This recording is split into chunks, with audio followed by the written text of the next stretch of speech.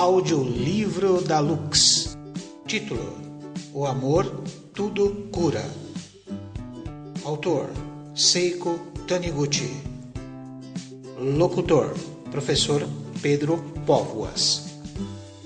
Capítulo 1. O mundo se transforma segundo a mente. Deus existe ou não? Este mundo assume aspecto inteiramente diferente, dependendo de acreditar ou não em Deus. Divide-se em mundo com fé e mundo sem fé. Este último não significa que as pessoas sejam descrentes de tudo, pois acreditam na existência da matéria visível e nas leis da matéria. Acreditam na lei da gravidade por verem que a pedra cai ao ser solta da mão. Entretanto, aquilo que não veem, o que não podem medir com máquinas físicas, não é objeto de qualquer crédito, nem é motivo de discussão. Por isso, é inútil afirmar que existe Deus, pois não acreditam absolutamente, uma vez que Deus não pode ser avaliado por um medidor científico. Em palavras mais simples, é porque Deus não é visível. Para essas pessoas, só existe aquilo que se vê. Então, Deus não existe porque elas não podem vê-lo. Mas Deus é grandioso demais para ser avaliado por um medidor material. Ser visível aos olhos carnais significa possuir forma pequena. Mas Deus não pode ser limitado a pequenas formas como mesa ou copo. Mesmo um copo, se possuir forma ilimitada, não será possível vê-lo, quanto mais então a Deus, que é onisciente, onipotente, sendo a grande vida que permeia todo o universo, a grande sabedoria, um ser ilimitado. Podemos afirmar que é absoluta tolice pensar que seja possível ver, tocar ou ouvir Deus sob alguma forma pequena. Não existe o mal do mundo fenomênico. Quer dizer, não é possível sentir ou perceber Deus de maneira direta através dos nossos 5 órgãos sensoriais. Deus é o ser absoluto invisível. Deus que se apregoa na Seichonoye é esse Deus absoluto que não criou qualquer espécie de mal. Porque Deus é perfeito, é o próprio amor onisciente e onipotente, não havendo razão para criar propositadamente um mundo imperfeito com doenças, infelicidades e desgraças. No entanto, o mundo que vemos e ouvimos, ou seja, o mundo fenomênico, parece estar repleto de desarmonia e imperfeição. Existem pessoas doentes e rompem triângulos, abre parênteses, até quadrângulos amorosos. Por quê? Deus criou o mundo perfeito, o mundo fenomênico é imperfeito. Se assim é, devemos concluir forçosamente que este mundo fenomênico em que se vê e se ouve não é um mundo criado por Deus. O contrário seria ilógico. Porque o mundo fenomênico é um mundo de formas ilimitadas e um mundo limitado não poderia ser o mundo ilimitado de Deus. Então, a questão seguinte é saber o que vem a ser este mundo fenomênico. Na verdade, ele é apenas um mundo que nós limitamos mentalmente. É como o mundo que se revela numa fotografia que captamos com uma câmera fotográfica. A foto não é paisagem verdadeira. O mundo fenomênico é a imagem refletida. É um mundo da sombra. Por isso, conforme a postura da mente, ele surge belo e harmonioso, ou feio e distorcido, da mesma forma que uma foto é bela ou feia, dependendo da habilidade do fotógrafo. Quando os fenômenos parecem distorcidos e desarmoniosos, é porque a lente chamada mente está distorcida e embaraçada. O verdadeiro mundo de Deus nunca se apresenta desarmonioso e imperfeito. Mudando-se a mente, cura-se de doença. Mudando-se a mente, muda-se o modo fenomênico manifestado através da lente da mente. Quando a mente está presa a algo, o mundo fenomênico fica distorcido, mas se a mente se tornar dócil, cheia de gratidão e amor, manifesta-se naturalmente a imagem verdadeira, que é o mundo de grande harmonia criado por Deus, e imediatamente desaparecem doenças e infelicidades. Por exemplo, uma moça chamada Ivasa, residente perto de Tsuyama, contou-nos o seguinte: seu pai e sua mãe nunca se entenderam bem e ela sofreu muito desde pequena, até que o pai arranjou uma outra mulher. Então a filha passou a desprezá-lo, vivendo permanentemente com muita insatisfação. Nisso, a pele da filha começou a apresentar erupções em todo o corpo, com chagas semelhantes às da lepra, e não conseguiam curá-la. Pediram exames na Faculdade de Medicina de Okayama, mas não descobriram o nome da doença. E, apesar de todas as tentativas de tratamento, só piorava e aumentava o sofrimento, inflamando-se até os olhos. Nessa ocasião, ela soube que se realizaria um grande seminário na cidade de Okayama, presidido pelo supremo presidente da Seichonoye, professor Masaharu Taniguchi.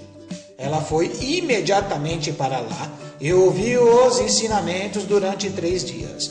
Achou que a palestra do mestre Taniguchi era dirigida especialmente para ela e a ouviu profundamente impressionada. Quando ele explicou que as erupções no corpo simbolizavam a mente entumecida e fervilhante de insatisfação, a moça refletiu e concordou, pensando, abre aspas, é verdade, até hoje eu estava cheia de ódio pelo meu pai, inchada e reclamando. Uma vergonha como filha, fecha aspas. Não conseguiu estancar as lágrimas.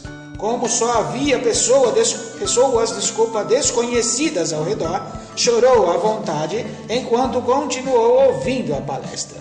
Nisso, as lágrimas já não lhe permitiram ver o rosto do mestre e sentiu-se febril. Percebeu que as erupções do corpo aumentaram como nunca ocorreram antes, mas pensou, abre aspas, isto é, sem dúvida, o fenômeno chamado autodesintegração que o mestre nos explicou há pouco. Os sintomas da doença parecem piorar quando ocorre a conscientização da verdade, mas isso é fervura momentânea, como quando se acrescenta álcali no ácido. É prenúncio de que gratidão, fecha aspas. Pensando dessa maneira, passou a deitar-se na sala ao lado para descansar e logo depois continuar a ouvir os ensinamentos. Assim, terminaram os 3 dias do grande seminário e retornou a Tsuyama. Quando Ivasa chegou em casa ainda cheia de emoção, sua mãe, abre parênteses, que já estava separada do marido, fecha parênteses, olhou o rosto da filha e perguntou preocupada, filha, não ficou pior a erupção? Mas ela respondeu, não mamãe, agora vai melhorar. E passou a viver tranquila, sentindo gratidão a tudo. Como os olhos enganam, procurou não olhar para a parte ruim do corpo, como lhe ensinaram no grande seminário. Era verão, mas usou blusa de manga longa e até luvas, pensando continuamente.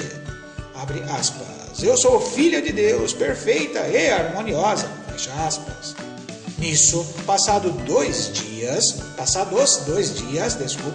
ao despertar pela manhã, descobriu que havia desaparecido inteiramente toda aquela erupção que cobria o corpo. Foi tão drástica a mudança que Ivasa ficou arrepiada, como se recebesse um balde de água fria. Era verdadeiro ensinamento da Seichonoye de que não existe doença. compreendeu muito claramente que Deus existia efetivamente. E, a partir disso, Ivasa se filiou à Associação dos Jovens da Seichonoye e, até hoje, vem participando intensamente das suas atividades. O homem é filho de Deus. Como vemos, quando a mente se transforma, transforma-se também o corpo carnal. Quando desaparecem as erupções psíquicas, desaparecem também as erupções do corpo físico. Exemplos verídicos como este têm acontecido inúmeras vezes na Seichonoye. Quando a mente se torna correta, o ambiente também se torna correto. Por isso, dizemos que o ambiente é sombra da mente. Conforme determina a lei da mente, o mundo fenomênico é manifestação da mente. Na verdade, por mais que, fenomenicamente, o homem aparente sofrer, o verdadeiro ser não foi criado absolutamente imperfeito. O homem da imagem verdadeira não se aflige, não sofre. Ele é filho de Deus que não envelhece nunca e não morre nunca. Apenas costumamos fechar os olhos da mente e, por isso, não vemos a luz, não enxergamos a luminosidade. Mas isso não significa que não conseguimos ver a luz porque sejamos imperfeitos. Se visualizarmos todas as pessoas como filhas de Deus, criadas por Deus, e reverenciarmos a totalidade das pessoas como filhas de Deus, não haverá uma só pessoa má ao nosso redor e desaparecerão todos os fenômenos infelizes. Por exemplo, aconteceu o seguinte: o senhor Gichi Kamiji, residente nos arredores da cidade de Matsuyama, vivia só com a mulher num vilarejo distante. Não tinham filhos e, na época, entre parênteses 1952, ele estava com 72 anos de idade e a mulher com 66. Ele mascateava roupas. Numa noite de 1951, por volta de 1h30, ele despertou com um barulho no quarto. Acendeu a lâmpada da cabeceira e viu um ladrão mascarado com lenço, aproximadamente de 1,65 m de altura, de pé, com sapatos sujos ao lado da cabeceira da mulher. Ele pulou do leito e gritou: "Que veio fazer em casa alheia nesta hora da noite?" O ladrão pulou o leito da mulher e sentou-lhe sobre o cobertor do senhor Gichi, brandindo uma faca, dizendo: "Se gritar, levará isto." Mas o velho era corajoso e tentou remover o ladrão de cima do seu cobertor com toda a força. Não conseguiu. Recuperando um pouco a calma, ele perguntou de novo: "Que veio fazer?" "Dá o dinheiro", respondeu o ladrão. "O dinheiro está naquele saquinho", disse o senhor Gichi. O ladrão retirou cerca de 400 ienes do saquinho. Enquanto isso, a mulher se levantou e parecia que ia gritar, mas o ladrão enfiou algo na boca dela para silenciá-la. Pisou na sua cabeça com um sapato cheio de lama e, a seguir, começou a procurar mais objetos de valor dentro da casa. Durante cerca de 1h30.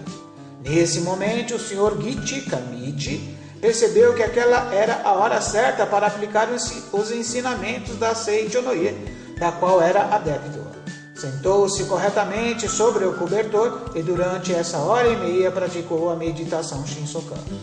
Reverencia a imagem verdadeira. Meditação Shinsokan é isto. Mesmo quando aos olhos carnais sucedem fatos desarmoniosos, visualiza-se mentalmente o mundo da imagem verdadeira, perfeito, harmonioso, provido de todos os tesouros, de todas as necessidades, onde todas as pessoas ostentam belo pensamento, bela figura e formas, repletas de fisionomia alegre, palavras afetuosas e elogios. Trata-se de uma forma de oração do mais alto nível, praticada por todos os adeptos da Seichonoye. Isso faz com que se manifeste o maravilhoso mundo da imagem verdadeira, tal como foi visualizado mentalmente. Não importa o quanto seja desarmonioso o aspecto fenomênico manifestado até esse momento, que acaba desaparecendo por completo. Os fenômenos que se sucedem neste mundo são todos sombras. São como cenas projetadas na tela do cinema. E por isso, ao trocar o filme, essa cena desaparece como que por encanto. Enquanto isso, a velha não suportou ver o ladrão colocar no saco toda a mercadoria à venda e suplicou: por favor, não leve essa mercadoria que nós vendemos. Somos já velhos e sem filhos e vivemos da venda dessa mercadoria. Em troca, eu lhe dou toda a minha roupa. Então, o ladrão devolveu toda a mercadoria para a anciã e retirou uma roupa dela da gaveta da cômoda, mostrando-a como se perguntasse: posso levar esta? E só a colocou no saco quando a senhora concordou. Quando o ladrão tentou levar um sobretudo acolchoado, a velha disse: este é do meu velho, e no frio ele sofrerá sem ele. Por favor, deixe-o. O ladrão obedeceu. Depois de tudo pronto, ele colocou meias novas nos pés e tentou descer no quintal.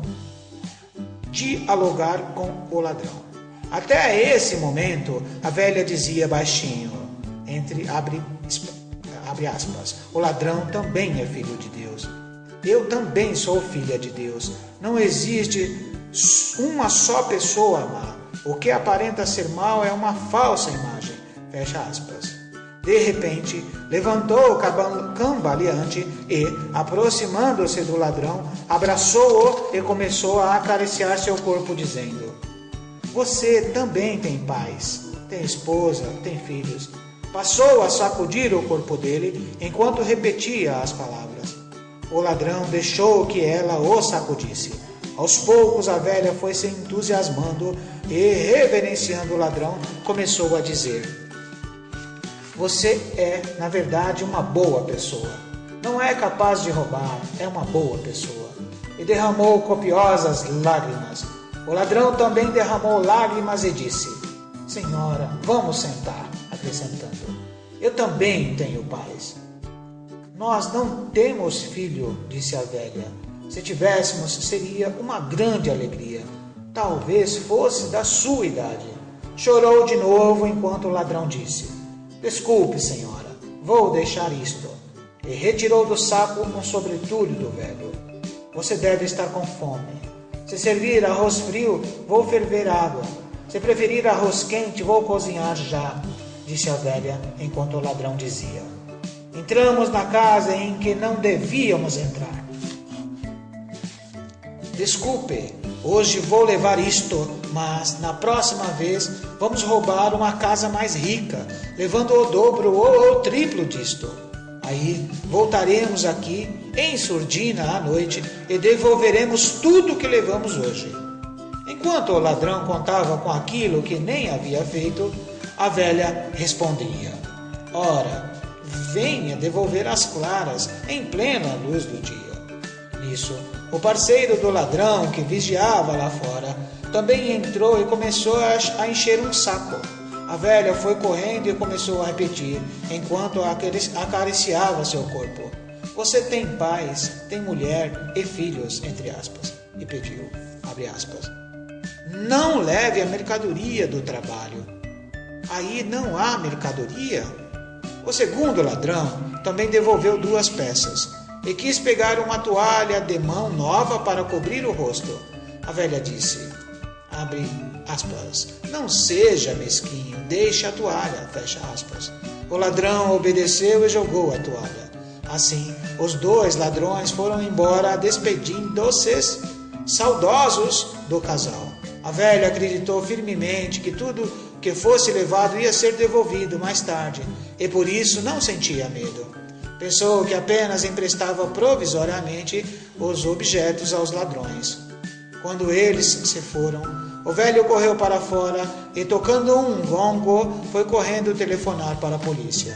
Mais tarde, souberam que, nessa noite, um bando de 7 ladrões assaltara essa aldeia.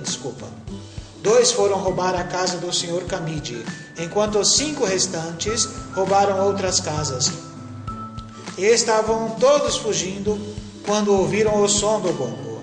Assustados, jogaram o produto do roubo no vale próximo e com isso a senhora Camide recuperou todas as peças. Desse modo, mesmo que fosse um ladrão, um bandido, ela o reverenciou como um filho de Deus, um bom homem e não uma pessoa mau. Mas, ao fazer isso, manifestou-se a imagem dócil de um filho de Deus que, devolvendo as mercadorias roubadas, despediu-se em lágrimas, prometendo devolver-lhes o dinheiro roubado.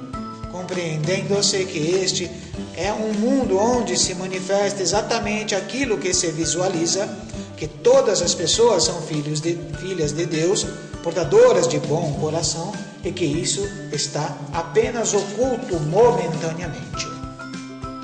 Por enquanto é isso, pessoal. Muito obrigado, muito obrigado, muito obrigado.